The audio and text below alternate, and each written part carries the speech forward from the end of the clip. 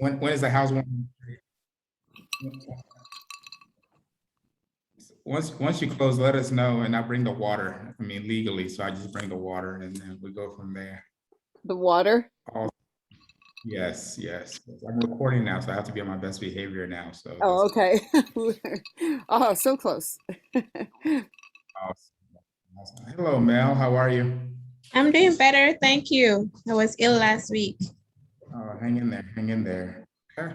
Seriously, nobody's doing like anything awesome. I know Susie's buying the house. Anything happen? Any anniversaries? Any My birthday? birthday was Monday, so I just got back from Cancun. I just got off the plane.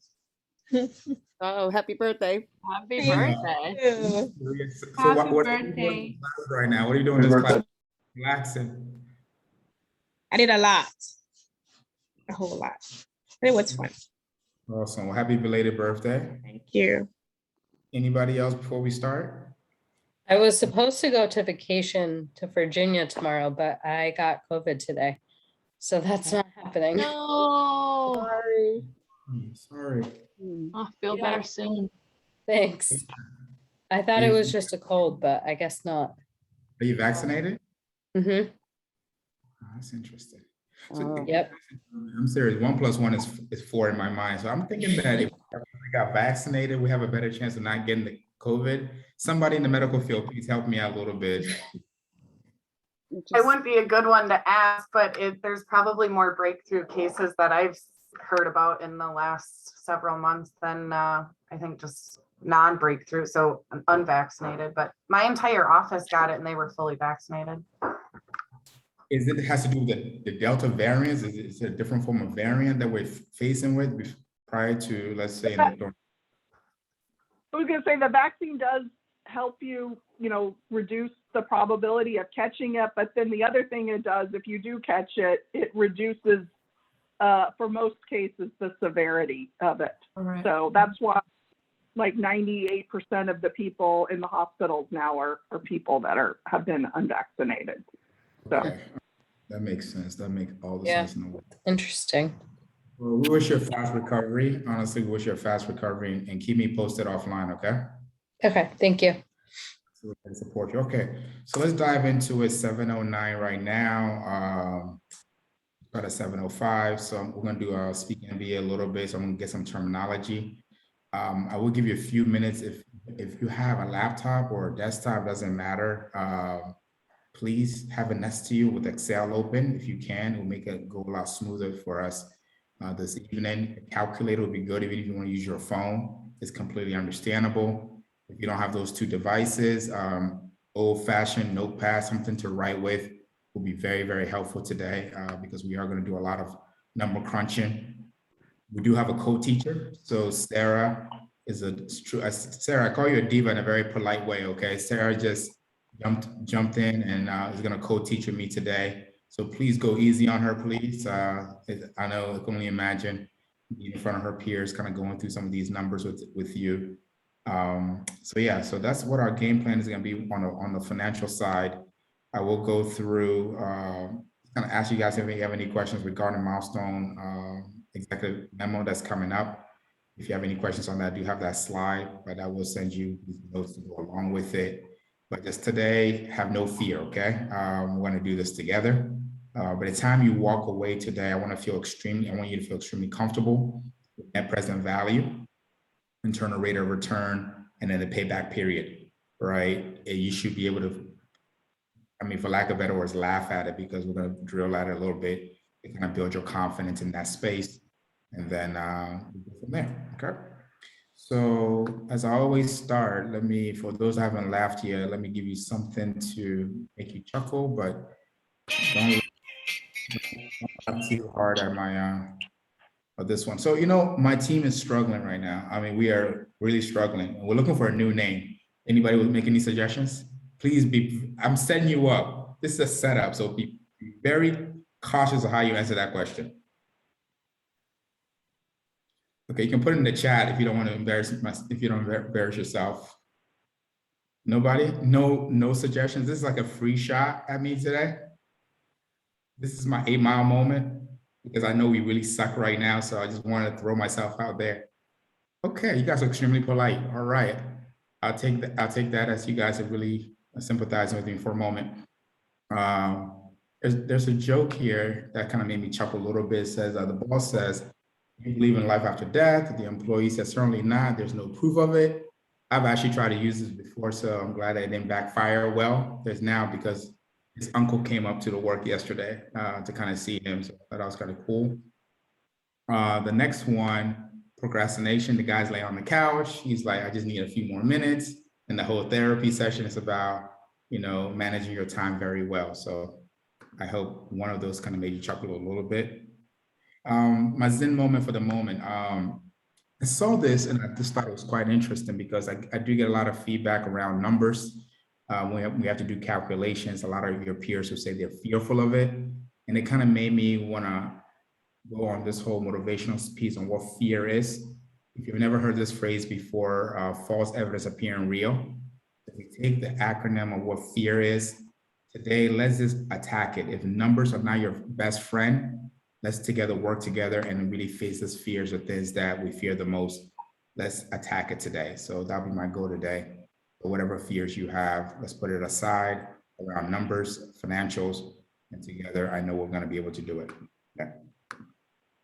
All right, so I'm going to need, Michelle, can you be my eyes in the chat? So I'm going to ask some of your peers to actually type in something. So the first person that types in something there, just let me know because I won't be able to see the chat. So we're going to do our Speak MBA. And then I do have a chance where I get super excited when I see your milestone 1, 2, and 3. When I see these words in there, these are words that are trending. If you pick up the Wall Street Journal, if you listen to the Bloomberg, any Yahoo Finance, any good platform that gives credence to business news, these are some of the words that are trending. So what I'm going to do is just to get us going, I'm going to give you the definition. If you can just tell me or type what word I'm actually giving the example for, that'd be very helpful. It's kind of get us going a little bit.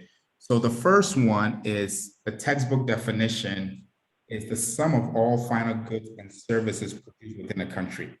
It is an indicator or measurement of how well a country is doing. You want that number to be positive. What is that? GDP. GDP, right? So GDP is actually a formula of consumption plus investments plus government expenditure plus import and export as the function. All right, 60%, literally 65% give and take of US GDP is made out of consumption, right? That makes sense to us. We are very consumable, if I can use that term, economy. So GDP is what it is. Then there's a difference between nominal GDP and real GDP. So my next slide will go into greater detail. This word, I get super excited again. It has to do with sustained increase in pricing. What is that? It's sustained increase in pricing. It erodes purchasing power. Inflation. Inflation, right? And what's the opposite of inflation? Deflation. Yeah, deflation is the opposite direction. So ladies and gentlemen, inflation is a one concept and term that a lot of business executives like to throw out there a lot. It's because it's one of the areas where we use as an indicator to determine if the value or our resources or our revenue doesn't get eroded with time, AKA time value of money. Okay, extremely important concept, especially senior citizens are impacted. If the economy is too hot, the Federal Reserve wants to step in and bring inflation at a place where we can make a better decision regarding how monetary policy works.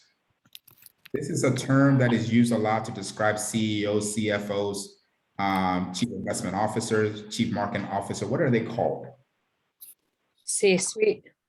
C-suite. You're in the C-suite. So typically, if you have an MBA, people will say, "Oh, you're part of the C-suite." When you hear that terminology, they're making reference to those positions that are, for lack of a better word, start with a C. Okay. This measurement, this is a quantitative measurement where it's backed by the Treasury, and it's also a benchmark for mortgages.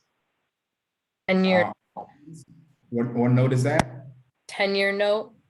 10-year note. It's probably one of your most, if I can use, I don't want to use the word amazing, but it's one of the key notes of Treasury debt that you want to pay attention to. When somebody says the Treasury note or AKA the 10-year note, they actually help us determine what future interest rates are going to be for auto, credit cards, mortgage particularly, and then other auxiliary notes in the market.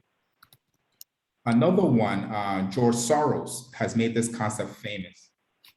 There's a company right now, if anybody works for Macy's, there's a group right now that are a type of, I don't want to give the definition. What they do is they take positions in corporations, they buy large stocks of it, and they try to control and influence leadership. What do we call those kind of people? Either they fight, for one word, or they're a type of investor. Proxy activist investor. Yes, so George Soros is probably one of the famous ones out there, right?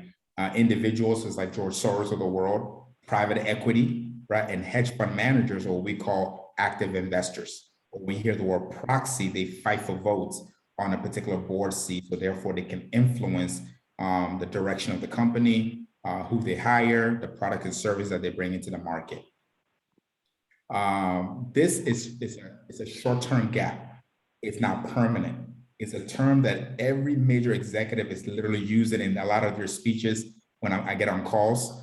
And it's a term that simply means short-term. It's not permanent.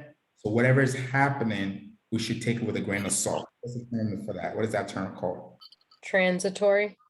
Exactly, it's transitory. So right now, Jerome Powell, who oversees the Federal Reserve, every single sentence comes out to that what's happening because of COVID is transitory. So right, so we don't want to be ad hoc. The next thing is it's a form of stimulus that the Federal Reserve uses of increasing the money supply, so therefore they can lower interest rate and have more money accessible to be lended. It's what is that? Quantitative easing. Quantitative easing. It's actually known for QE. That's the term they use in the market. It's a tool that is used by the Federal Reserve to pump money into the economy, to stimulate it, so therefore we can recover faster. Okay. I think I have two more. Then the next one is the opposite of quantitative easing, right? Since the economy is beginning to recover, it's a term that is actually started about 4 weeks ago that people are starting to use to describe the slowdown of the economy from the Federal Reserve. What do we call that? Tapering. Tapering, exactly. Okay. On the far right-hand side, I'm gonna jump off because I reserved about a few minutes for this slide. I'm gonna jump off. Ladies and gentlemen, look on the far right-hand side where it says the United States, it says 19.39 trillion, 24%. Ladies and gentlemen, of the global economy, we make our GDP is 24%, almost a quarter of the global GDP. And we only make up 5% of the world's population. This is why the United States economy is such a big cow, if I can use that term. Look at China. There's an argument that China will overtake the United States. That's a whole different class discussion. I don't want to go into that right now. But this is a great illustrating infographic of how powerful our economy is in the context of our GDP. And now we can fast forward and make that number relevant right now, about $22 trillion economy that we manage. That's what makes us so powerful, economically speaking, compared to other parts of the world. So let's take California as an example. If California was a country by itself, it will be between the 7th largest economy in the world. Can I say that again? If California was a country by itself, it will be the 8th largest or the 7th largest country in the world by GDP, not population, by GDP. Can you imagine that? That's powerful. Any questions on these words before I give you the definitions? No? All right. You don't have to write this down. You don't, because I am going to send it to you. But if you were taking notes, again, let me be polite again. If you have any questions on how I can clarify some of these terms that we call Speak MBA. Going once. Okay. I do have one for myself. So remember I asked you to make sure that when you're talking about GDP, you're going to see these terms a lot. Nominal GDP and real GDP. Okay. So nominal GDP, right, doesn't account for adjustments in inflation. Real GDP simply means that guess what? We have adjusted for inflation. That's the difference between nominal and real. You're going to see that in a lot of your readings coming up. Monetary policy, right? We have a sister of that, which is called fiscal policy. So monetary policy manages the money supply of a central bank. And our monetary policy is controlled by the Federal Reserve, and they have two mandates. So those are taking notes. First mandate is price stability. What's the I word that I just taught you for price stability? What is that? Okay. Inflation, right? So that's their first mandate. And their charge is to keep it under 3%. They peg it at 2.2, like I told you before. And their second mandate, right, is to promote full employment, right? Ensure that every American that's looking for a job can find a job. And I don't like the word job because job stands for just over broke. I want them to get into the conversation around career building, skills development. I think it's another mandate that they can look into. How do we ensure that we tool Americans to be skillful in the 21st century economy? Okay, going once, any of these words for clarification? Going once. All right. I got to be really, really careful because this is a graded assignment. This week, you're being asked on your discussion post to talk about uncertainty, right?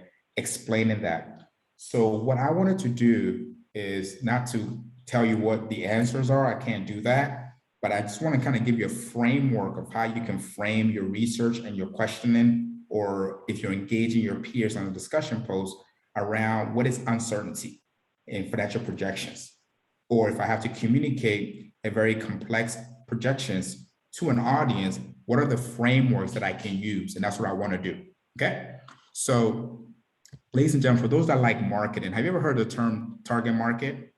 And I said not target market or target audience. Have we heard that before? Ladies and gentlemen, there are three types of target audience where if you're making a presentation, so I told you I've been in investment banking for about 17 years of my life, right? And my only job is to travel around the world and make sure that my clients are maximizing their returns or the product and service that we build for them. We can communicate. And I want to humble myself, one of the hardest things I had to learn was how to communicate to a particular audience. So ladies and gentlemen, there are three layers of audience. One is called the lay audience, right? These are individuals that you're communicating a concept that they have no idea what the concept is, right? They have maybe an iota of a background knowledge of what you're talking about. So this is where you go very elementary. If you diagnose your audience to be lay audience, go extremely elementary. Elementary soon, explain a way that a fifth grader can understand. If the concept are too advanced, you're not going to be able to communicate with certainty the concept that you're trying to communicate to the audience. Once they don't understand it, that's where it breeds risk and uncertainty.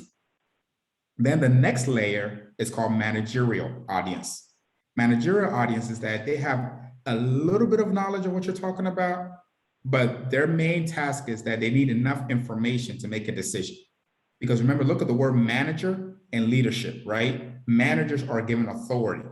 So they have to make a decision basically, AKA for their stakeholders. And then your expert audience are individuals that, they have a good understanding of the subject matter, and what they now looking for you will be concepts that they can't get on their own or something that will trigger their intellectual aptitude. So be very, very important, noted in your discussion post, what type of audience that you're communicating with. Then you guys have come across this already, the difference between primary data and secondary data. It breeds uncertainty. If you're giving me a presentation and 90% of the data that you're providing for me is secondary, that you did not control that data, it breeds risk and uncertainty.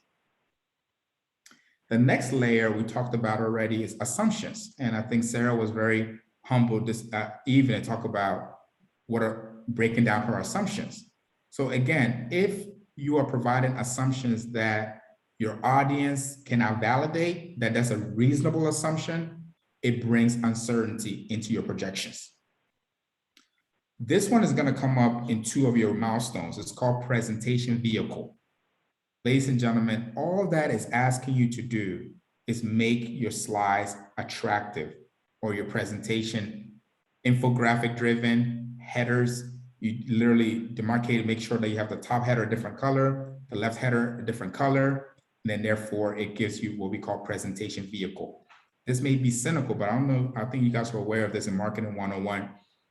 Communication is literally 90% nonverbal, true or false? People can literally feel the vibe that's coming from your body language and nonverbal, then sometimes the words that are coming out of your mouth, right? And human beings in presentations, visuals literally can save you 1,000 words. So that's where we're going with that. That also breeds a level of uncertainty. And then the two more that we have will be sensitivity analysis, right? Best case scenario, average, and then worst. Best practice. Anytime you're asked to provide some sensitive, uncertain, unpleasant data, provide some sensitive analysis, right? Don't always give the best case scenario. Provide all three options and then let them make an informed decision. It brings down the level of risk. Then the last word, phrase, if I can use that phrase, is risk framework, right? So again, it's all about managing your risk. So what is the contingency plan? How are you going to mitigate it? And what are the potential risks?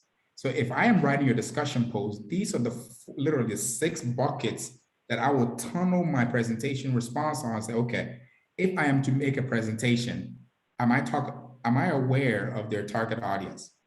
Am I aware of how I'm communicating the content through my presentation vehicle? All of those breeds uncertainty.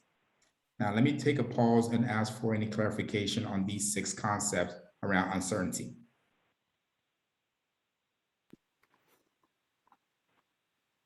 What is sensitivity analysis again? What would be an example? Sure. So sensitivity analysis will be this quarter, we projected to have a 40% return on our investment. 40% is one of our best case scenario, right? So give me 20% will be the average, and the worst case scenario will be 7%. So in my presentation, I'm giving you different tiers of what could go wrong. Is that a little bit? Yep. So I just don't start with the slide number 1. This is going to be the best year of our life, 40% return. Your skeptic in the room, depending on the type of audience you're listening to, that are listening to you, will be like, okay, give me something more. If you give them a sensitive analysis, at least now you kind of put the ball back in their court. I hope you understand. You didn't say, okay, our best scenario was 40%. This time around, we're giving you a few options to kind of mitigate the risk. So if you don't hit 40%, you can always come back and say, well, I gave you 2 other options that was possible. So that's what we call sensitivity analysis. Good question. You all. Anybody else? Going once? So All right. I have one. Well, it's not a question. It's just like a clarification a little bit. It's like basically when we're doing an explanation or trying to explain a scenario, we're trying to project something. If we take care of these 6, let's say these 6 statements, basically the uncertainties about other people will be like more clear about it. It's like that's what we're trying to approach. It's like trying to keep away the uncertainties from the audience. That's what we're trying to do. Exactly. Well, Okay. exactly. You're trying to make them feel comfortable. Correct. Right? Exactly. That's what you want to do. So these are the pillars that will make them feel comfortable, right? So I talk about my data collection. 20% of this data that I'm presenting to you today is primary data. Oh, okay. So 80% is going to be secondary. I found it in an interview. I did some experiments. Okay. I feel more comfortable because now you're providing me information that I could be more at ease in making a decision. Okay, one more thing. I know when we kind of explain it, because where I work, I have different type of level of people, the target audience I'm talking about. And sometimes when I'm doing explanation about financial or process that I have to improve, I have these people that don't know anything about it, and then I have somebody that knows a lot. So how can we like manage this type of situation when you have a different type of audience in a same group? I don't know if I explained myself. You explained it very, very well. So therefore, let them be your co-partners, right? So you don't want to be, for lack of better words, my words are escaping me this evening. You don't want to patronize them, right? Such as 1 + 1 is 2. And they're like, really, give me something more. So if you have those individuals in the group, I'm using as an example, Michelle is the first one I see on my right. So Michelle, can you further explain on that? So Michelle can feel like, okay, I'm part of this conversation, right? And then also make sure within your notes that you can find at least 1 or 2 things that Michelle doesn't know about. So therefore Michelle doesn't feel like, okay, this was first grade lesson for me. If Michelle knows her content so well, let Michelle be part of the discussion. So Michelle, what is your point of view on this one? Michelle can say, yeah.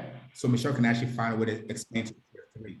So we call it tier 1 is your expert, tier 2 are your managerial, tier 3 are your lay audience.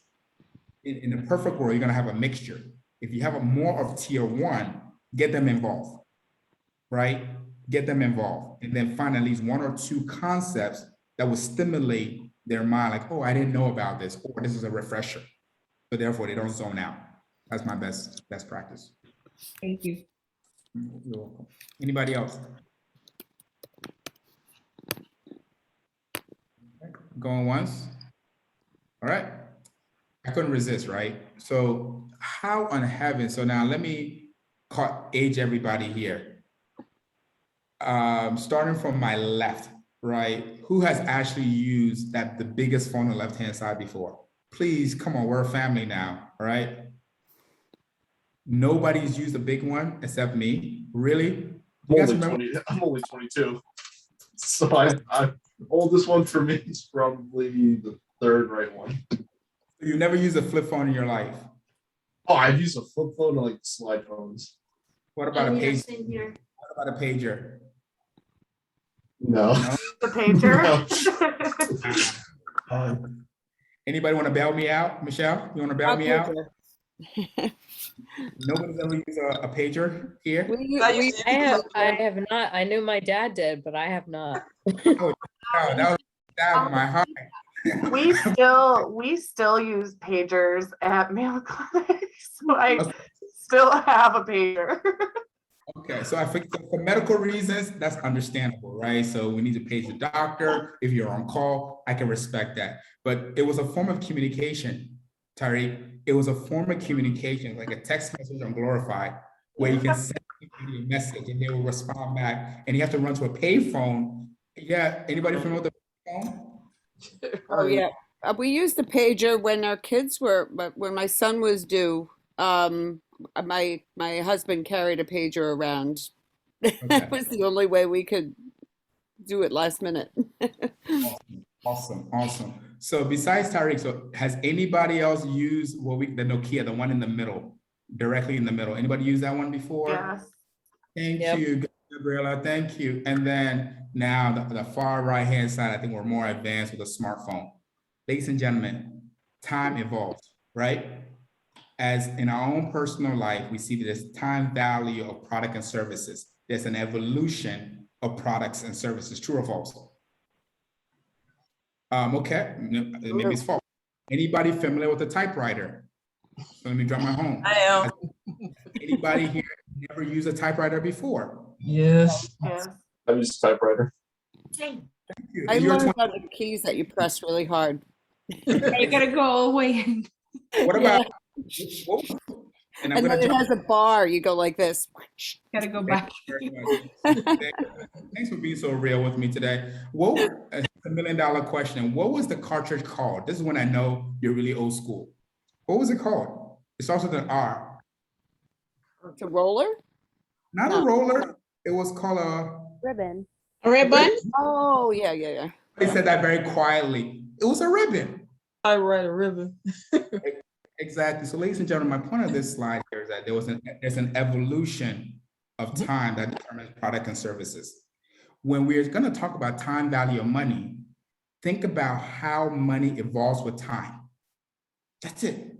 So when you hear the concept of time value of money, before you leave me today, you're going to understand everything on this slide. If you can only peg in your mind that, okay, money grows with time. Do you remember what our old, no pun intended, our old grandparents would tell you that if you save money today, it's better than tomorrow? They were really, really wise. They were doing time value of money.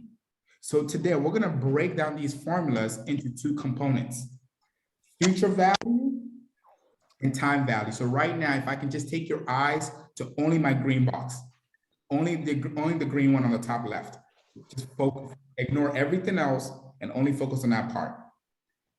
So time value of money, think of it this way. If I save $1 today, what would it be in the future? So we have present, $1. What would that be in the future? We call that FV, for future value. So let's look at the simple example, okay? So I have future value of $1,000. K or I, depending on the formula that you're looking at, it could be your discount rate or your interest rate if you want to use that rate, but I like the word discount rate. It's 5%. And then PV is something we call present value. Okay, it's gonna be $952.38. Now let me break it down in layman's term. When we say present value, right now I have $952 in my hand. I'm gonna round it off. The future value of that money, right, a year from now will be 1,000. So my opportunity cost, we call that in business, opportunity cost is my next best alternative. That's what we call opportunity cost. What am I giving up? Holding that money for 1 year, I gained $47.62. Ladies and gentlemen, that's the best way I can explain this without going to formula yet. Time value of money determines how money grows with time. What am I giving up to gain money in the future? If I have my future value, let's say, for example, if I want $1,000, right, a year from now, how much money should I be holding in my hand today?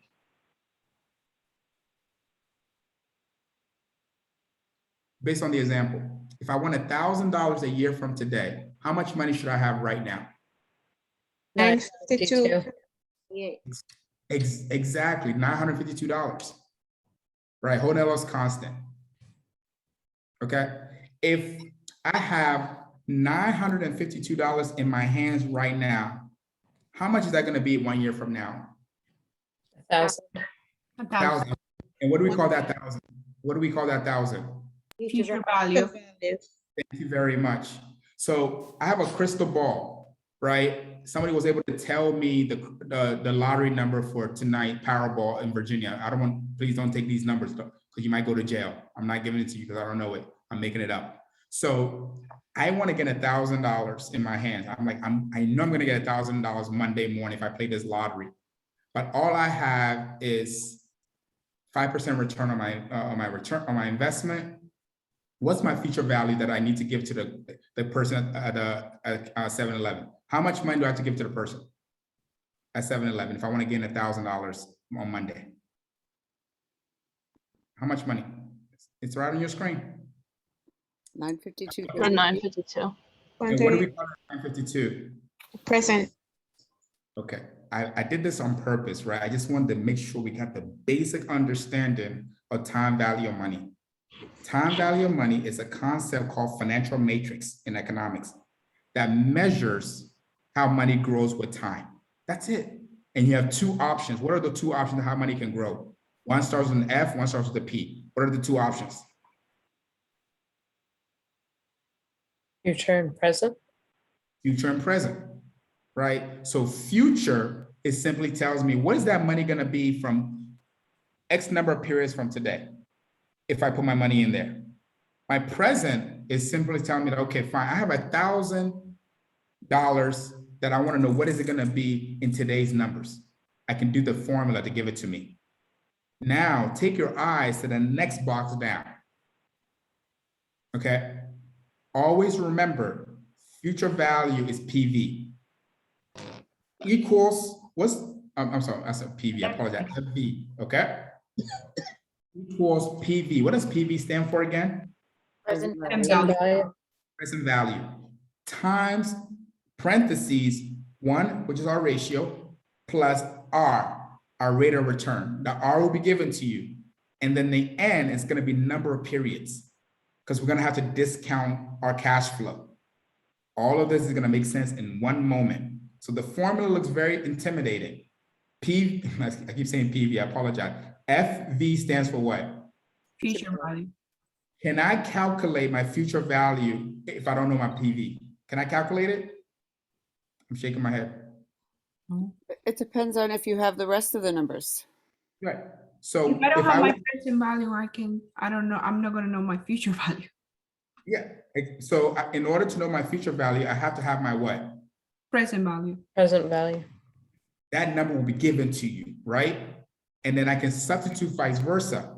I can calculate looking for my present value, then I know I have to solve for my future value. Correct. Okay? Now, that's what the formula says. So R stands for what? What does R stand for? Rate of return. Excellent. That will be given to you, or you can forecast that. What does N stand for? Number of years. Number of years, right? We call those periods. It could be 1 through 7, 1 through 10. How many years you want your periods to be? It's your number of years that your cash flow is coming in. Is the period always going to be a year, or could it be a month? Phenomenal. In this analysis, we keep it at a year. We peg it at a year, right? Because we're looking at a physical year of our cash flows. It's consolidated. So the more we get into our cash flow, then we have January to December. That becomes very complicated, right? So we consolidate everything to 1 year to see what our investment is going to be. Okay. So, and let me be a geek and kind of go further on. Have you noticed in the market, we talk about return on investment, typically it's pegged to a whole year benchmark, right? Because the volatility of the stock market can give you a good read month over month, but at the end of the year, you can say, wow, the S&P gave us 8% return on our investment. It's an easier conversation to have versus, or the S&P gave us 8% in January. Okay, I can't do much with January, right? I need more of the data points to make a decision. All right, so now let me take your eyes to the bottom where it says net present value cease to determine. This number needs to be positive. If the number is positive, that means the investment is good. Now, the whole bandwidth could be how good is the number is. That's a whole different conversation. If it's negative, that tells you that this investment is not something you want to do because you have negative cash flows. So you're not generating the return that you say you wanted. Net present value, you want it to be positive number. That tells you, layman without more data, that this is actually going to be a good investment. Now, the good investment determines how much return are you looking for. Okay, last one. Look at the top. I'm coming back. All this other formula, you don't need it. The only other formula that we need to learn how to calculate is net present value. People can break it down into annuities, right? Which is constant payment every single month or every single year. We don't need to know that. How long is it going to take to double? Remember in Finance 101, 72, right? The rule of 72 determines how your investment is going to double. You don't need to know that. But be aware that net present value has different elements of calculation. All the other calculations, we don't need it in this course. All you need to know is on the left-hand side to pass my class. That's it. Now, if you want to get a dissertation in finance, then definitely that you'll be charged to get a PhD in finance, then you'll be expected to know all the different formulas. Okay, stay with me. I'm almost there, y'all. I'll come back to this. The second thing we're going to calculate today is called internal rate of return. It's really important that I tell you what it means, not just the calculation. In every investment, you're going to have an internal rate of return that satisfies the company. We need a benchmark. So we use what we call internal rate of return. It's already done in Excel. It's called internal rate of return that satisfies your project. Meaning that if we make 18% return on this investment, it's a good project for us. Let's expand.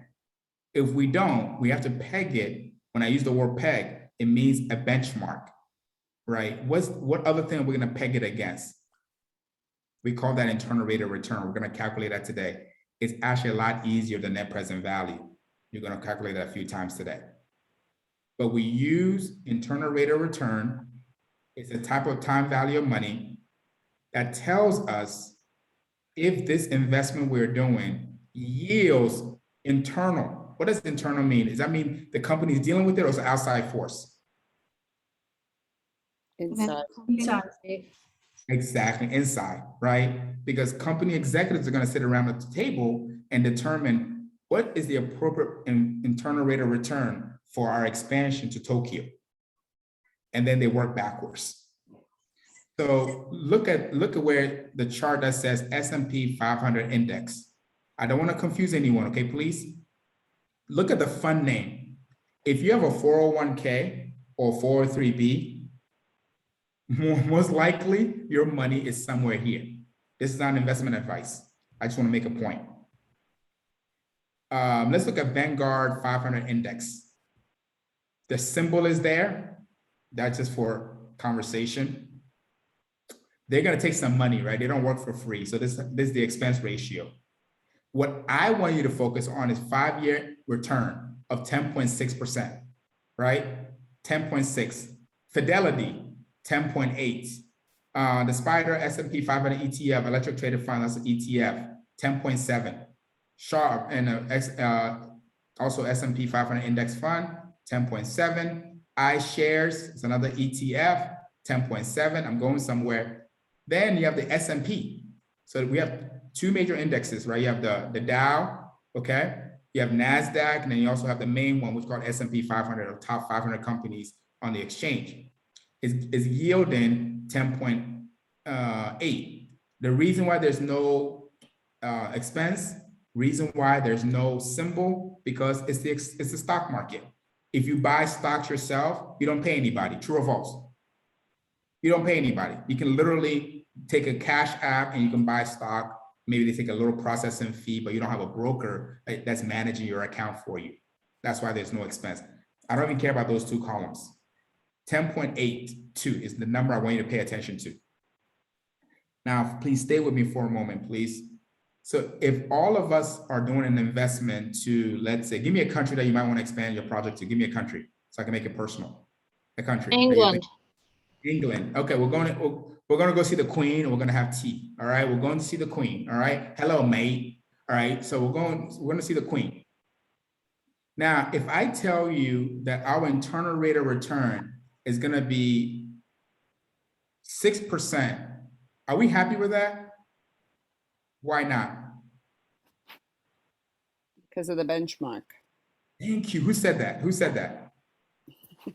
Susie. Susie, because we have a benchmark now, right? If I put let's say, how much money you want to spend in the UK, in England? How much money? 100 grand. Oh, that's too cheap. I need millions. $1 million. 100 million. Okay, I like that. So wire me half of that, okay? So $100 million, right? That we're gonna go ahead and invest in our property expansion into the UK. And we want literally 4% return. And Susie said, look, it makes no sense because we can put that same money into any of these funds, and what's gonna be our estimated 5-year return? Just pick any fund. 10.78. Yeah, so I can put in iShares and I can walk away with 10.78. That's something you have to defend. That's my quantitative analysis, right? Somebody else will say, well, what about other factors? Maybe we're not making 10%, but we're gonna do A, B, and C. We're gonna have a global expansion. We get to diversify our portfolio. Now you see where we're going with business Q and Q now in this class? You can't just take one number and make a decision. But at least you're gonna have the benchmark to make an informed decision. That's what we use internal rate of return for. So if the company's making 12.96%, yeah, let's run with that. Because looking at other benchmarks, we're beating it. That gives us a green on the scorecard. It looks good. Then let's look at other factors before we make a decision. So we call that internal rate of return. You guys did very good on that one, so let me save time and jump off. Then the last one is called payback period. Payback period, I'm gonna insult your intelligence a little bit, right? It's a number of years it takes for the cash flows of that particular initial investment to go back to the positive, either to break even. Layman's words for my little ones to understand, all right? So if I'm explaining this to my daughter, okay, we made an initial investment of $40,000. We have positive cash flow coming in. It took us 2 years to pay back that initial cash flow. That's what we call payback period. How long does it take to make back your initial investment? We call that payback period. That's all it is. It's that simple. And we're going to calculate that today. I've given you, with all of my passion, 3 indicators that you're gonna need to know how to calculate for your milestones. And we're gonna practice it now. And then I'll cut you guys loose, and then Sarah will come on. Okay? So everything that I've explained in theory, internal rate of return, payback period, net present value, now let's put it into motion, right? Now, let me show you what it looks like. And you're gonna get this in your email really, really soon on your break. Can anybody see my screen? Okay. Yes. If Excel is not your best friend, please follow me. Just let's stay with net present value. Okay. Let's see if you're just flowing with me a little bit. I know there's a lot of numbers. How many periods do we have here in my example? 7, right? 8. Well, yeah, 7. 7, right? So I'm right here. So we have 7 periods, right? AKA, like I think Michelle asked, I don't know who asked, but it's years, okay? We're 7 years. Then we have our cash flow. Can somebody tell me, those are our whiz in math, why is it negative 6 million? Why is it negative 6 million? Because you're paying out. That's the best. Thank you. I heard a lot of good words. So we're paying that out, right? It's our initial outlay, right? We're paying that out. And then how we doing? What's our cash flow in year 1? What did it look like? 4 point what? What was our first year cash flow? 4491. Yeah, that looks good, right? What about year 2? 5.3. Okay, what about year 3? 6750. All the way down to year 7. How are we looking at year 7? 11,318. So this company, right? Their cash flow year over year looking pretty good, right? So we want more information. Our required return, our N, excuse me, right? Our R, right, is going to be 10%. That is given to you up here. Is given. So what's going to be our N? What number are we going to use for N? If you remember the formula. 7. Thank you very much. Because 7 is number of what? Year. Period. Phenomenal. Since I don't know much about math, I'm going to cheat. I like that word a lot nowadays. Equal net present value. See what I'm just doing? Oh my goodness. I just typed in equal. If you're taking notes on your notepad, I'm showing the formula, ladies and gentlemen. It's really that simple. Equal, let's start all over again, right? It's blank. Anywhere that I want, equal, I got ahead of myself. Net present value. Have we seen that NPV before? Have I talked about that? Yep. I'm getting a lot of shaking my head. And then open my parentheses, and guess what? Directly below it, it tells you exactly what you need to do. Do we have our R? What's our R? 0.10. 10%. 10%. For geniuses, but me, I'm gonna cheat. I'm gonna take my cursor over that bad boy, and I'm gonna say E2, and then focus on your comma now, comma. Oh my God, do we have our cash flows? Yes. We have all of our values. So what I'm gonna do is I've gotta make sure I incorporate my outflow also into my whole analysis. I'm gonna drag it down, and voila, 27 million for my future cash flow, for my PV. Tell me that if I go ahead and spend 6 million outlay today, my present value, my future value, with all of my cash flow discounted, I'm gonna generate $27 million on this investment. Whole net loss constant, right, ladies and gentlemen, right? Remember, paribus syllabus, right? I'm not saying go invest 6 million, and you're gonna get 27 million, but our cash flow is what it's saying. Cash flow is what's driving this. I hope that was a little simple. Can we do that again? All right, so. I have a question. Sure. Where do the numbers come from for each of the years? The 4491, the 5330. Is that? That's a great question. Guess what? We make it up. This is part of the forecasts and projections that we did. Okay. Thank you. Right. So you make these numbers up. So when you're doing your cash flow statement, right?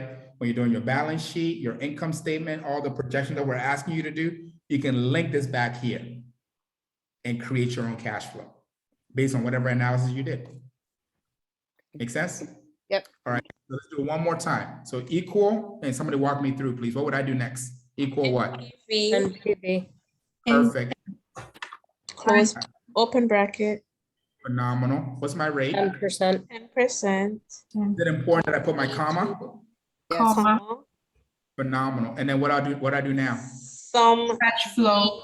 B3 to B10. See what I just did? I just went to my periods and literally I copy it straight down. Excel will give me B3 through B10. Enter, I guess.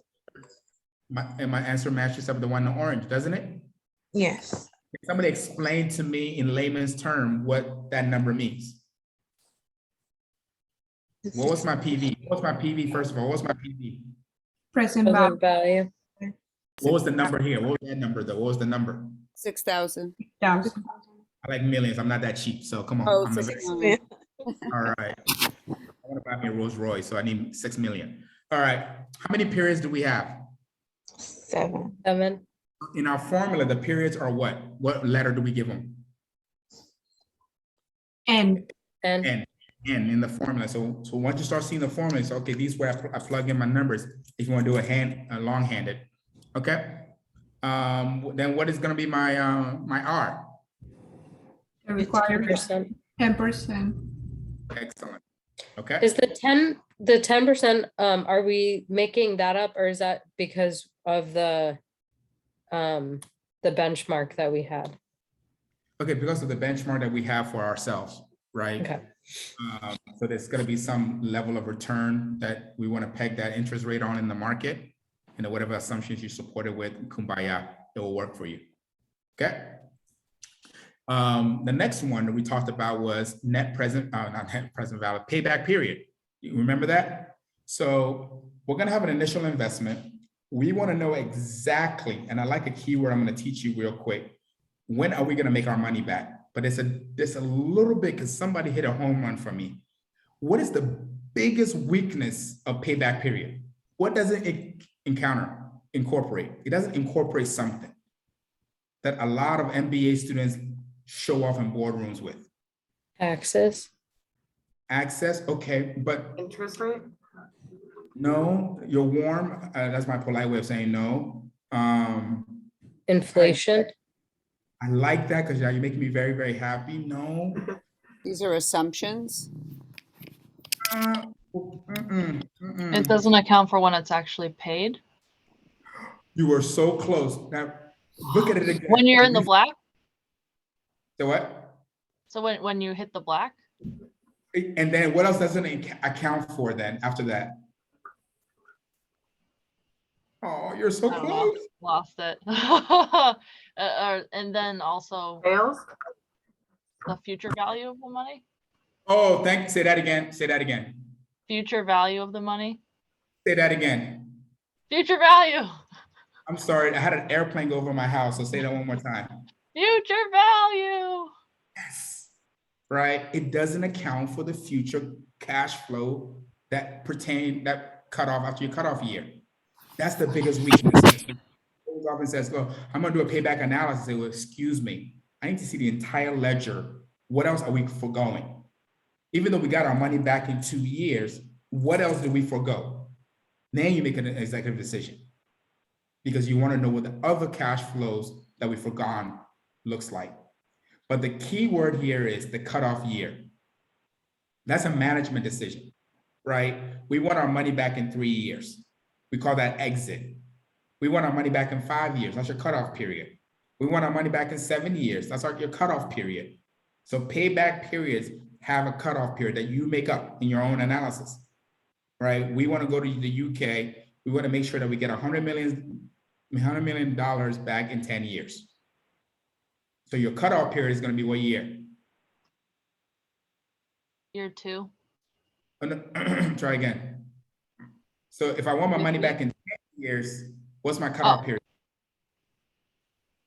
Did you say 10 years or 5 years? 10 years, right? 10 years. That's my cutoff period. So what other periods I'm not going to look at anymore? If my cutoff period is 10 years, what am I going to forgo? What years am I going to forgo? 11 and beyond. 11. Thank you very much. 11 and beyond. Thank you. That's what we call our cutoff period. So we want our money back in 5 years. What years are we gonna forgo? What years are we gonna forgo? 6. 6 on. 8 past 5. Exactly. So now let's calculate this bad boy. Let's calculate it. So on the left-hand side, how many periods do we have again? No pun intended. How many periods do we have? 7 7. 7. years. I'm really lazy, right? Look at me. My cash flow is the same, right? Right? And then look at my balance. Someone do some quick analysis for me. Look at this column right here. So what was my cash flow in year 1? 44.91. What did I do with that? You used 100% of it to pay. Exactly.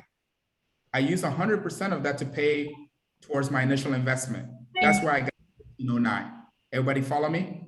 So you take your positive cash flow, you let Excel minus it for you, and I got 1509. Can I stop here? No. How much more do I have to collect more? How much more money do I have to collect? 1509. 9. Thank you. Is everybody with me, please? It's a very important concept. Yes. Very simple, right? I got to collect 15 more 9. What did I make in year 2? 5330. 3.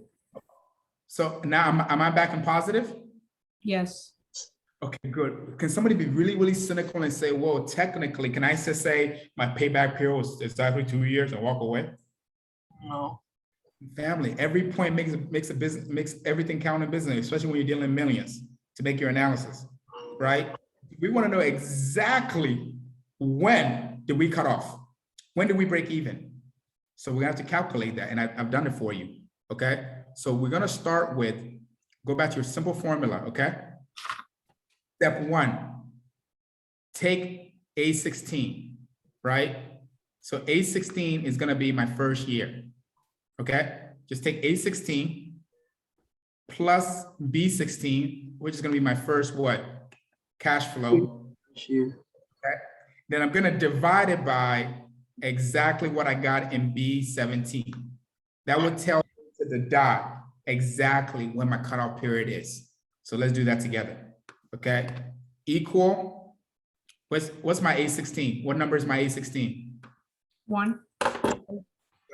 Plus what? 4491.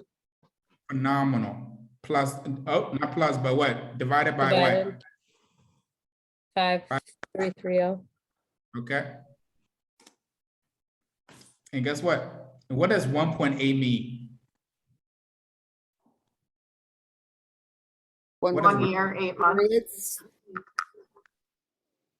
What does it mean? Is it 1 year, 8 months? Yes. That what? That we got what? Our initial. Payback. The payback. Exactly. We got it. But what number is that? What number do I want? I want a quantitative number. In 1 year and 8 months, we got back our initial what? Investment or deposit or? Investment. 6 what? Your return. Okay, but 6 million, right? So it took us 1 year and 8 months to break even on our initial investment. And what else did we forgo? Can somebody just tell me roughly, what else did we forgo? Just tell me in numbers, like what did we forgo?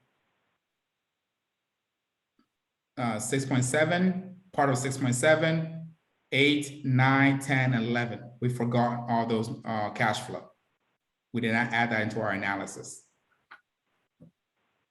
Okay, I'm getting a lot of deer lights. Okay, so for payback period, let's do it. It's really, really simple. Equal what? Can somebody walk me through? Equal year 1. Okay, plus. Plus cash flow from year 1. Okay. Divided in cash flow from year 2. Phenomenal. So therefore, we can know exactly out of that 5 million, how much of that are we going to attribute towards our initial investment? And then 1.8 means what? A year and 8 months. Okay, good. So now can somebody do some quick analysis for me? What was my cutoff year? Two. 2. So are we doing, what color would you give this? Would you give it green for good, yellow for average, and then red for bad? What color would you give this analysis? Green. Green. Green. Who said green? Who said green? Because you're right. Me. Okay, Alice said, yeah. Because you gave it green, why did you give it green? Because you beat the cutoff year. You're ahead of it. Thank you, that's what words I want to hear. We're ahead of it, we beat it. Imagine if our actual payback was 3 years, what color would you give that? If this number was 3, I'm just gonna delete my formula and then make it 3. What color would you give this scorecard? Red. Red, why would we give it red? Didn't beat the Because bench. we're behind. Right? Please be nice to me because I lost really bad this weekend to the Green Bay Packers, right? So if my Redskins are down in the first quarter by 50 points, should I turn off my TV? No, because we got second quarter, third quarter, hopefully we don't get more scored on, but I need more scorecards to make a decision. So a lot of times you see athletes, I like football as example, they have scorecard, right? They color code their sheets. It's like, okay, this play gave me 10 yards, they make it green. This play gave me 2 yards and make it red. It's a scorecard. And business executives use scorecard. And these are the 3 major formulas that we use to make quantitative decision. It's quick, it's easy, I can analyze it. Let's do our last one. Sarah, please get ready. After that, you'll be coming up really soon, please. And Sarah's gonna kind of practice this over and over again till we feel really, really comfortable. Okay. So internal rate of return, okay? So we also have a formula for that, okay? So if you look at the formula, we type in equal RR and literally it will give us step-by-step what we can incorporate. So how many periods do we have now? 7. 7. You see our cash flows, right? So we want our internal rate of return. So the company is telling us that, look, we want, I'm just pegging it at 10%. We want 10% internal rate of return on this investment. That's what's gonna make us happy, okay? So let's calculate this bad boy. Equal RRR, open up your parentheses, okay? So do we have all of our values? Yes. Okay. And then what else? What else am I missing? The comma. Okay. Yes. And then I need something else. The expected internal rate of return number? Okay. Good. So, and then what would that mean in layman's terms? Because you can see that over here. What would that mean in layman's terms? 10%. Okay, so that was 10%, right? And then what was my internal rate of return when I calculated it was what? 9%. So what are we looking over there? Are we happy with that return? No. Why not? We want 10%. Okay. So again, what color would you give that scorecard? Red. Red. Red. So maybe I have green here, I have another green here, I have red here, I can make a decision. Okay? So somebody walk me through step by step. Equal what? IRR. Okay, open my parentheses. Sum of awesome. Mm-hmm. Comma. Divide by what? L4. Okay. And then that would be, I think that's Oh, E2, right? I don't know if that was even gonna be right.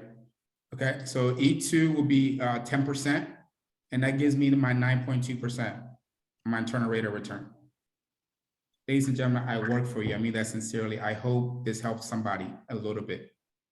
The only way we're gonna get better is just by practicing it. So these are the 3 type of financial matrix that we have available.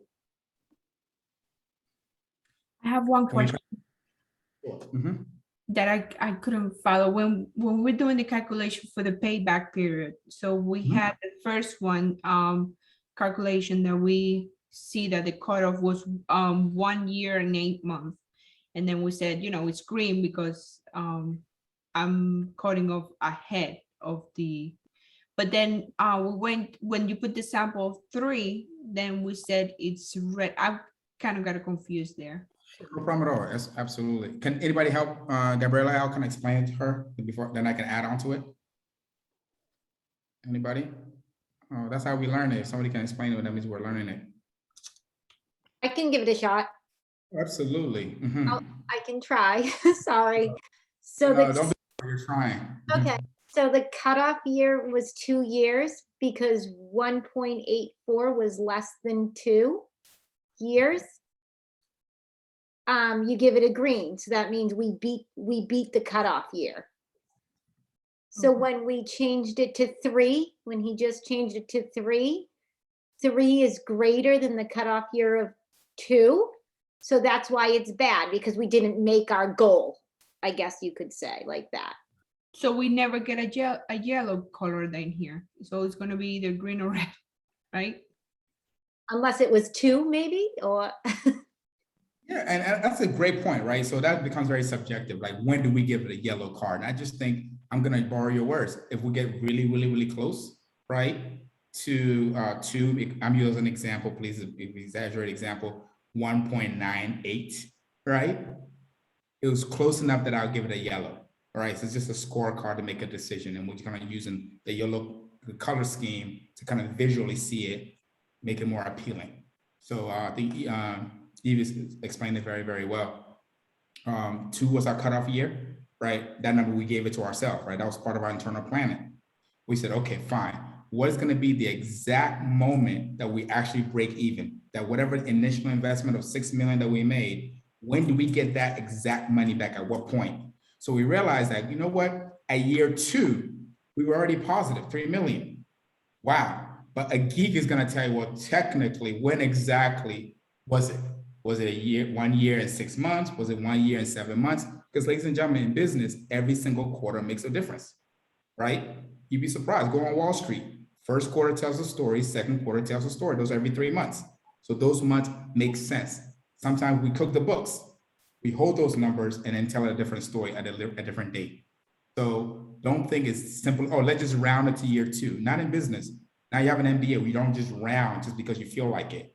Every number tells a story, right? If you don't want to go to jail, make sure that you let the numbers tell the story. Okay? Because your shareholders will hold you accountable. They want to see 1.84. They don't want to see 1.85. Okay. Excellent. So we're done. We're done.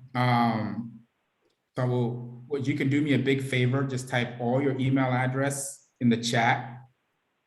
And then I'm gonna give you a 5-minute break while I'm gonna email you the template. And then Susie's gonna take over, Miss Sarah's gonna take over and kind of just go through the same thing over till you guys get tired, okay? Any last questions for me to answer before Sarah comes on?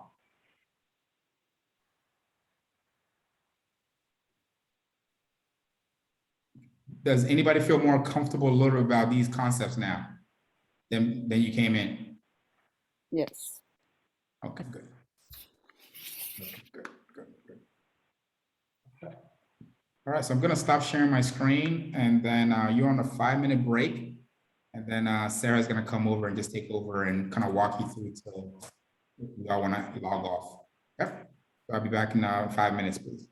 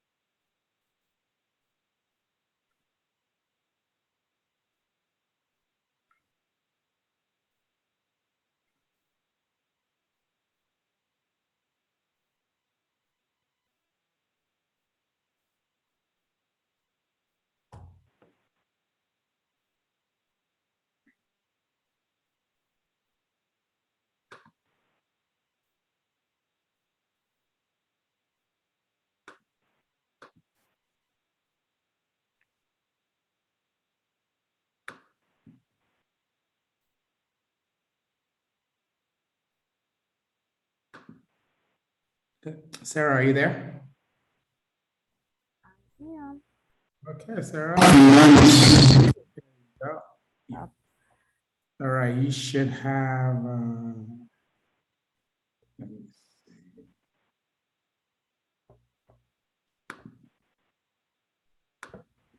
Sarah, please, you should have control now.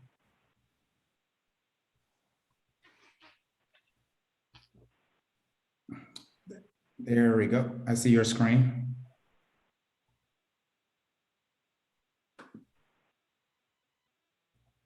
All right. Okay, everybody, please check your email, confirm if you received it or not. Yes, thank you. Mhm.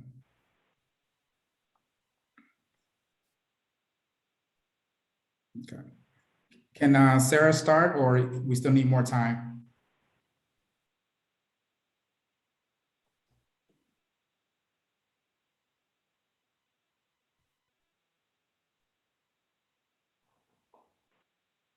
Susie, can we start?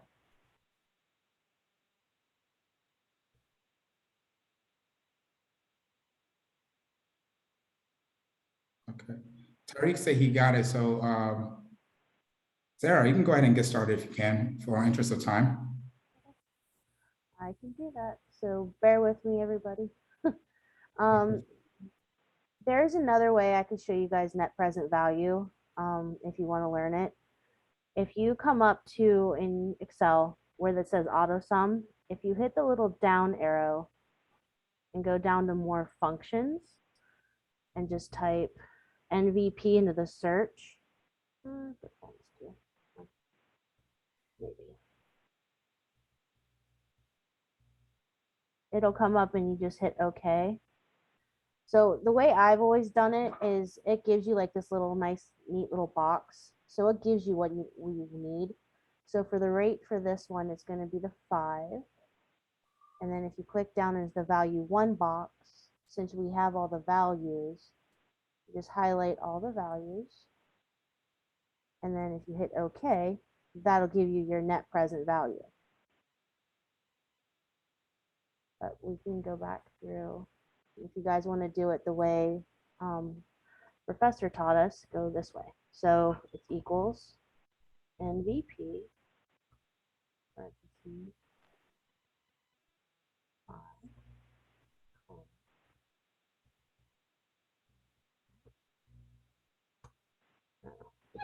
It should be NP and PV.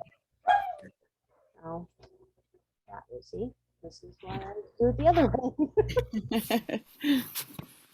5, and then I think I had a space after the comma. That's another reason. But then there you go. Do that either way. All right, so then we can do payback period. I interrupt real quick, Sarah, just again, the cash flows, you just made those numbers up then, correct? Mhm. Okay, I'm just wanting to make sure I understand that.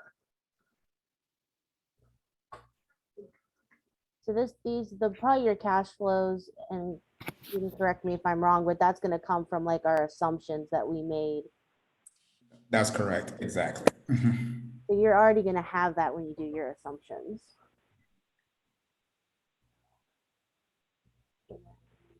Payback. Is everybody good with net present value? Yeah. Yep. All right, so payback. So our cutoff is 1 year. So if we do equals year 1 plus our cash flow, and then divide it by year 2's cash flow, we get 1.75. So that would be a no. If our cutoff was 1.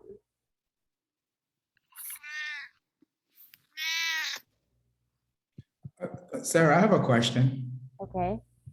Okay, so let's say hypothetically that we get beyond plus B16. Mhm. So can I go to B17, B18, B8, all the way down before I do my divide? Or it always has to be B16? No, it can be farther down if you need it to be. Exactly, right? So I just don't always think it has to be only B16. Just go further down, just keep cheating till literally your numbers become positive and you realize, okay, at what point am I gonna divide? Does that make sense? Not really. No. No.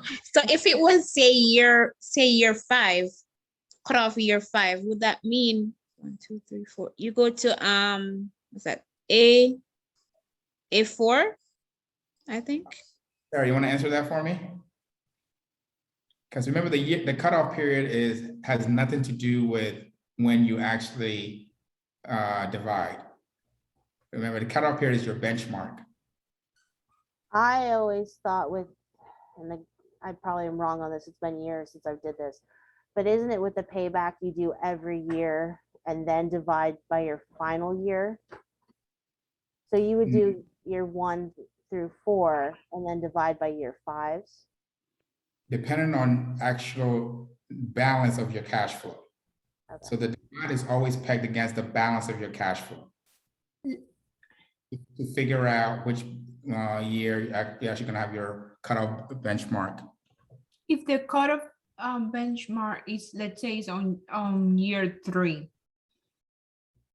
then I have to, the formula is gonna be like equal year 2 plus cash flow from year 2 divided in cash flow from year 3. Exactly, like Sarah said, exactly, because it can go beyond B16. Correct. Okay, so what I wanted to clarify, I think Susan was saying need clarification. Remember, your cutoff year has no relation to year 3. I want to be very, very clear. It has no relation. It's just your benchmark. And when I say benchmark, is the indicator that we're looking at to see when our cutoff year actually makes sense to us or not. So if it says cutoff year 5, that doesn't mean that you divide it by year 5. No, they just go all the way down. It could be up to year 3, and then it could come down to be whatever the percentage is. Because it's all depend on your cash flow, right? Your cash flow and your balance are driving your actual payback period.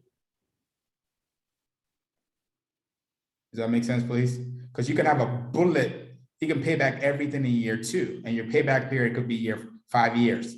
So you don't have to wait all the way down to 5 years. You don't have to. You don't. I highly recommend that you don't. But you still divide consecutive years? What do you mean?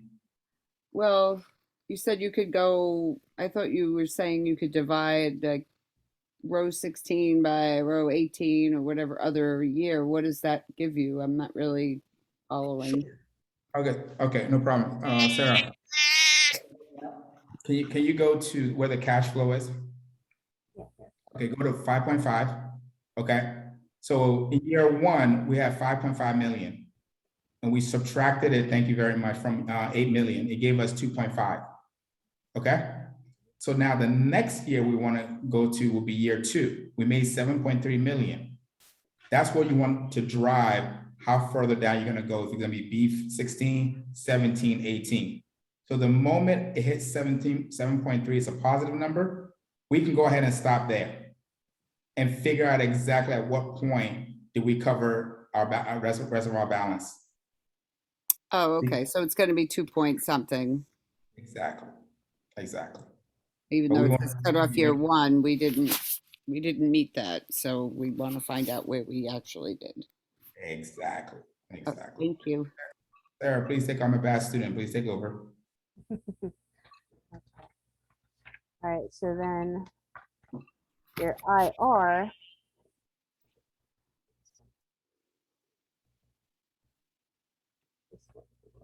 this one's different too.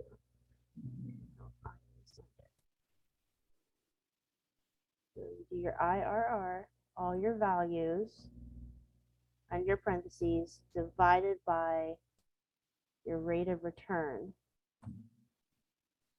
And so your percentage should be 17.55. And Sarah, what does that mean in layman's terms? So what does that 17.5 mean to our scorecard? That based on our rate of return, we're only going to get 17.5% instead of the 18 we require for our investment. Clarify that for me. Put your cursor back on the 18. Right, so that actually did your calculation for you. You see that? So the 18 will be the same as what you just did right there, right? So can you interpret the 18 and the 5 for me?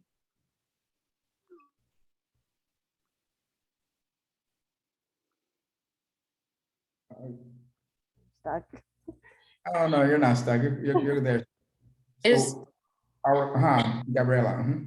I think this is let's say a green one because it's giving me more than what is required on the return. We require 5% and I'm getting 18%. So I mean, I'm doing good on this one. I think I see, Sarah. So then you're absolutely right, Gabriela. And Sarah, I see where the messed up came from. Maybe we were thinking that the 18% was the required rate of return benchmark from the company, right? Yeah, I think that's what you were thinking. No, it was actually the calculation. Probably. Yeah, it's probably the calculation there. Yeah. So the scorecard would be definitely, I agree with Gabriela, it would be green. We were hoping for 5%, and then based on our analysis, we're getting 18%.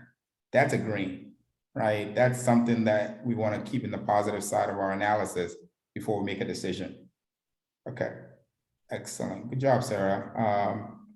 Anybody want to walk through the third example for Sarah, with Sarah?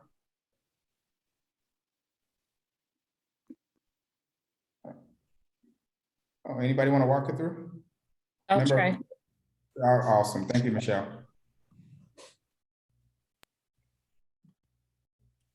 So, Michelle, do you want us to make you share your screen, or you just want to actually walk through for Sarah?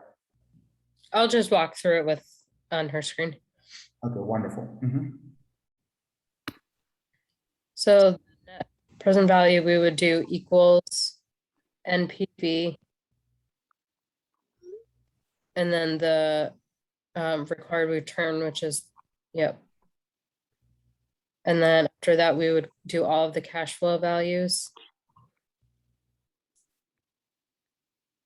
Voila. But Michelle, I want to drill a little bit because I'm a prick. So Sarah, let's manipulate the cash flows, right? Go crazy at it. I want to see some really bad numbers. We have everything's been very optimistic. Let's see, just type in silly numbers and see what happens to our present value. Aha. There we go. Now we're talking.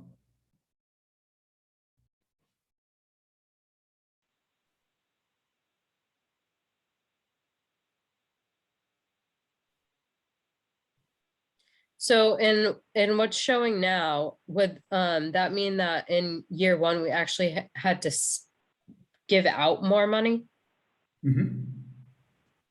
Well, actually, we lost money. It was not that we gave out more money, but we actually lost money in our cash flow. So we were actually in the negative. Can you give an example of how that would when that would happen? Sure. So Sarah, I want the net present value to be negative. So we say that we're not going to do this investment. Perfect. All right. So right now it's already given it to us, right? Red means bad. We don't want to do it. So Michelle, in any business, right, you're going to have years where you're going to have some losses. Okay. So I'm assuming that in year one, all of our revenue that came in, that made up year one, because revenue is from whatever our fiscal year is, right? It could be from January to December, okay? Imagine all of our cash flow that came in was a loss. It's very, very typical. Businesses was slow. We weren't making sales. We weren't able to write off a lot of our expenditure, okay? So that could be a negative. So once that's a negative, that doesn't mean that we actually had to go into our pocket to actually bring more money into the company, okay? Because remember, we already have an initial outlay of investment that we have put into the company. I'm using as an example. Companies do this all the time. Have you ever heard of a hurdle rate or burn rates in business before. Somebody says we have a burn rate or hurdle rate. Good, that's where they're getting it from.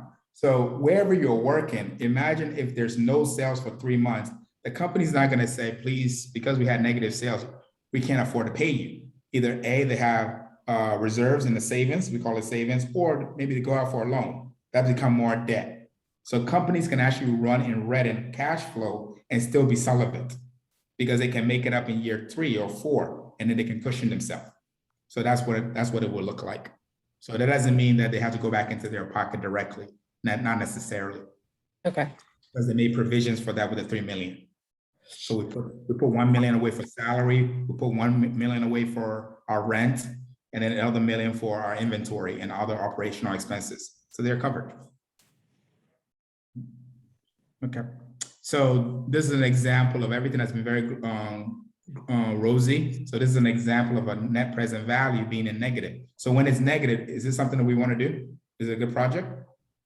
No, it's not. No. Anybody else besides Michelle want to do a payback period? And then Sarah will drive. I'll give it a shot. Thank you, Susie. Practice makes progress. Yep. Awesome. Yeah, I would take A17 and add B17 and divide that by B18.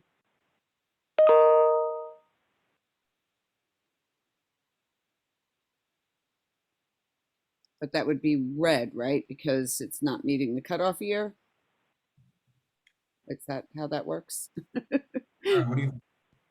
Yeah, because it'd take us 2 years and 8 months to get our money back when we were expecting it to be 1 year.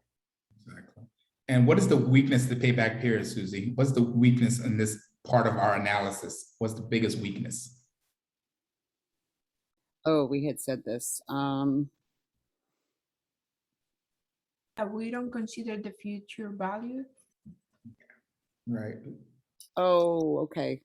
Yeah, Yeah. it's not calculating present values from these future values, but they're not really future values because we haven't, these are present value numbers, right? So, but it really should be in future value. Okay, so let me clarify that your terminology a little bit. So we don't consider future cash flows.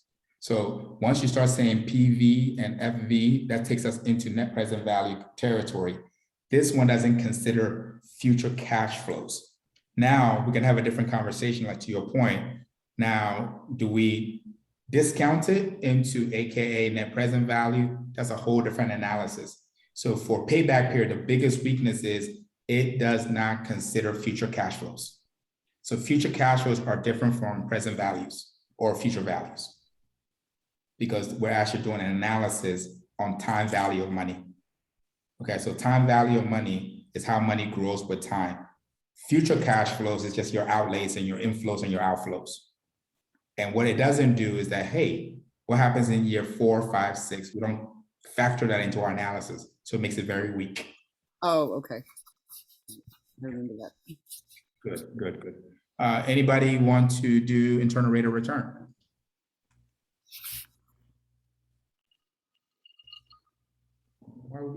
Are we being shy?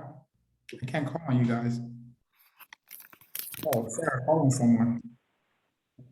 You're too kind, Sarah. All right. Oh, you want to close this out, Sarah? With just that last example? Equal.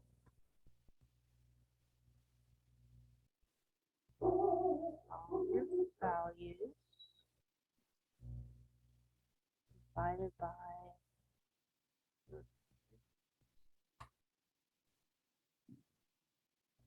4.93, which would round up to the 5.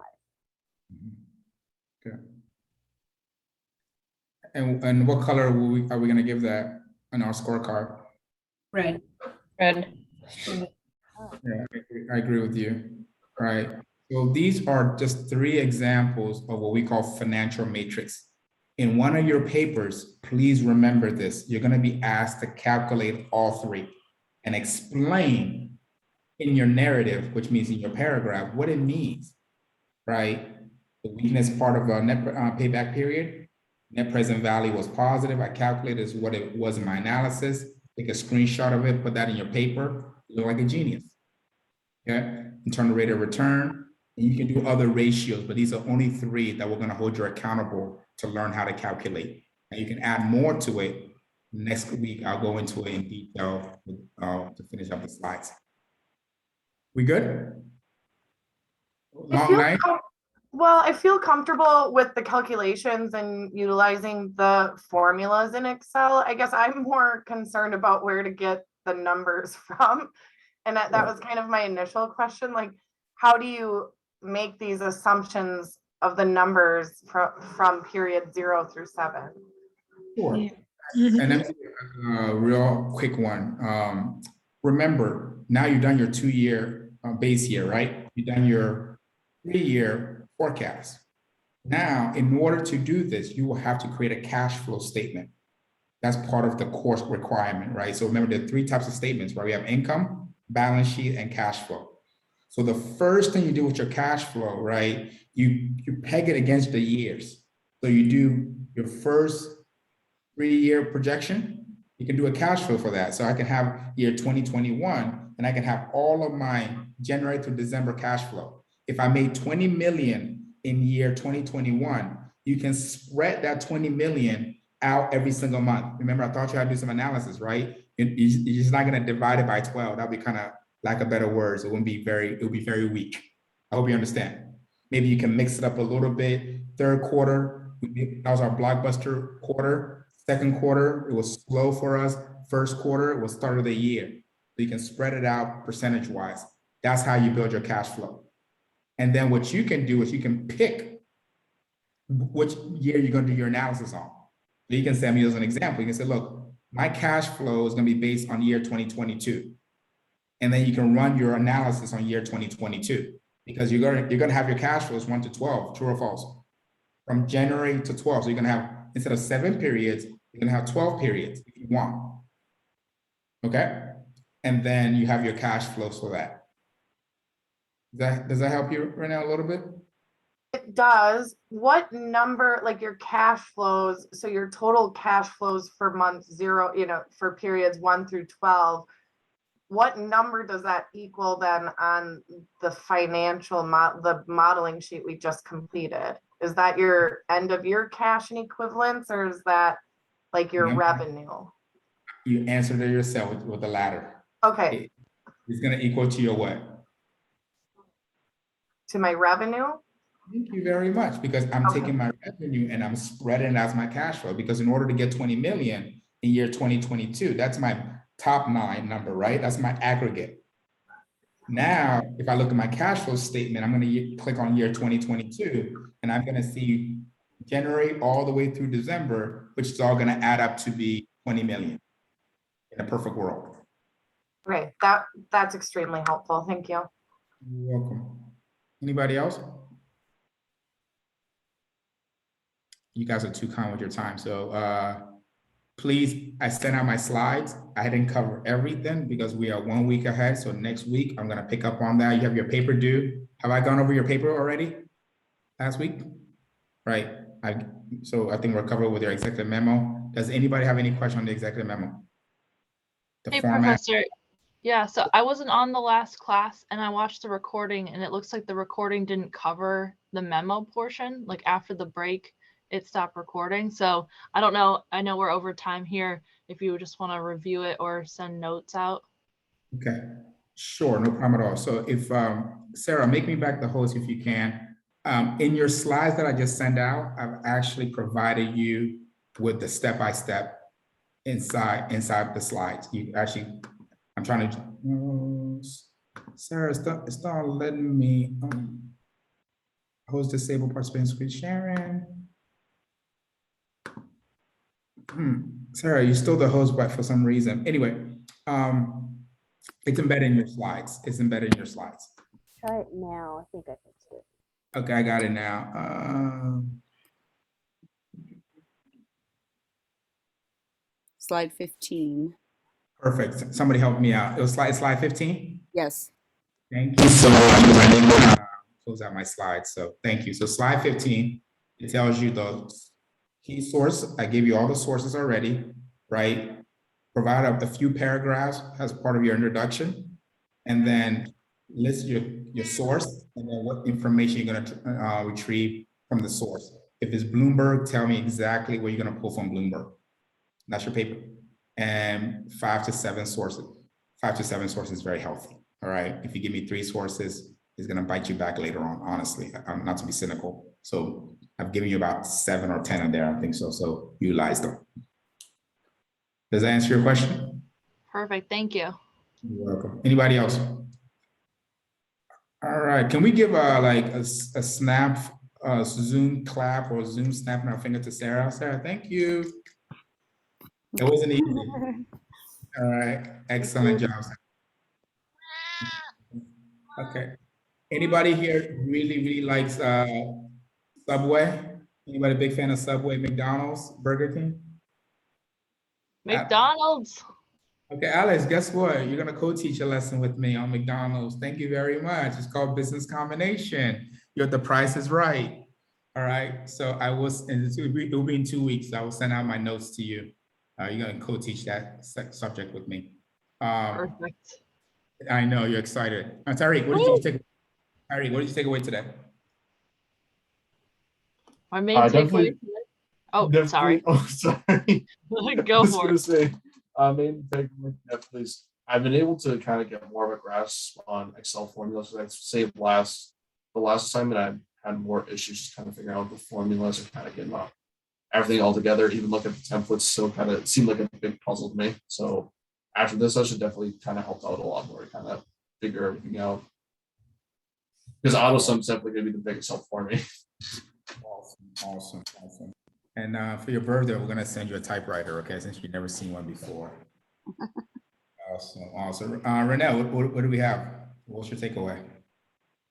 I think the formulas were helpful. I think just walking through them a few times just kind of helped to become more comfortable. But I think my biggest question was understanding where to get the values from the assumptions from the first assignment. So I just think that was extremely helpful to know that your revenue really equals 12 months of your periods in this next assignment for cash flows.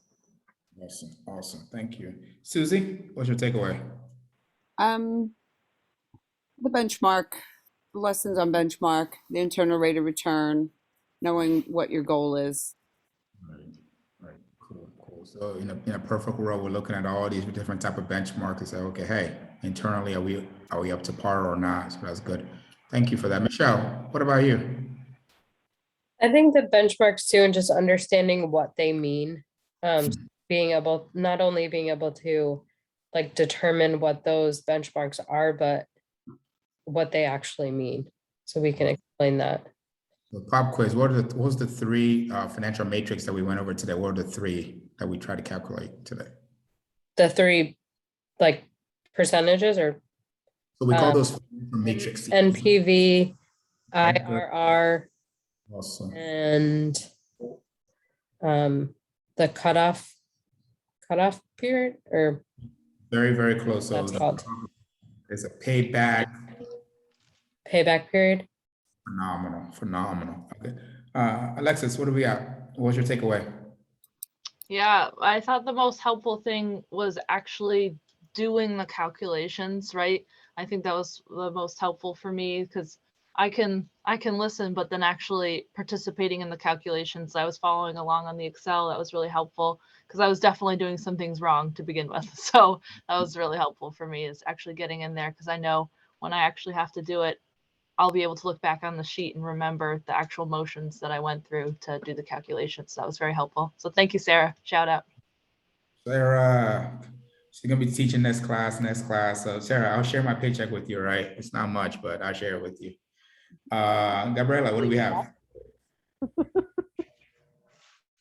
Yeah, besides the calculations and the formulas that we use for doing this calculation, which was very good for me, because it's easy. Sometimes I go the hard way, but I see that it's easier way to do it in itself. but also understanding what those number means and how can they help me to make a decision in business, especially like where I work in my company. For me, this is very like important to understand the percentage and what does that mean, the return, and when it's a good the year, the future value of the money. That's something very important for business decisions. So that's my takeaway of the day. Excellent. Miss Prince, or is it Mel?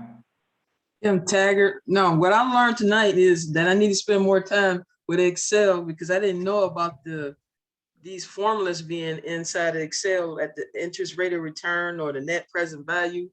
I need to spend more time with these calculations and the formulas. And also I had a marketing class and I didn't know about the 3 different types of audiences. Okay. That's great. And I would love to see that in your discussion post, you know, if you can incorporate, you know, the lay, the managerial, and then the expert to kind of reduce any level of uncertainty. That'd be great. Excellent. Mel? For me, when I was actually reading the topic in the textbook, I paused and I reread and paused and reread. And so just to actually see everything, you know, being played out was really helpful for me to actually analyze and being able to interpret, you know, what the answers were as well. So that was very, very helpful for me. Thank you so much. Our pleasure. It's a teamwork. All of us made that possible. So awesome. Vanessa? Besides the formulas, which were very helpful, one thing is the word quantitative easing. That's a phrase I had not heard before. So. Awesome. Water cooler show off a little bit, right? So I have a fancy MBA. Just start using those around. That would be really cool. Hope we get a raise there. Who else? Donis? Okay, I think Donis will have an audio challenge, so I don't think I'll get that. So let me recap. So we're 1 week still ahead, right? So awesome. This is the hardest part. You've done the hardest part. I mean that sincerely. And then the next financial piece that I want to show you is how to do consolidated spreadsheets, right? So we're going to take all of our numbers, consolidate. Actually, it's a lot of fun, in my humble opinion. Income statement, balance sheet, and then cash flow. But I won't do cash flow, but I'll do balance sheet, and then I'll do the consolidated spreadsheet. And that's it. There's no more. This is the heaviest math you're going to do in this course. That's it. That's the heaviest math. The rest of it is just consolidated, going from 3 years and add 7 more years, right? That's what we call consolidated. Simple. So you went from 3, you add 7 more years, and you analyze it across. And then we make it look pretty by adding those 3 elements: internal rate of return, net present value, and then payback period. That's what we call consolidated spreadsheet. Congratulations, you've done the hardest part of the course. I mean that. That's the hardest part.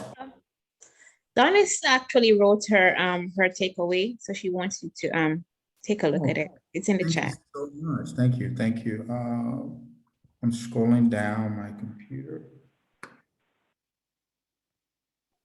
Oh, NPV. Okay, so all right. So a net present value is the present value of investment cash flows and above investment initial cost.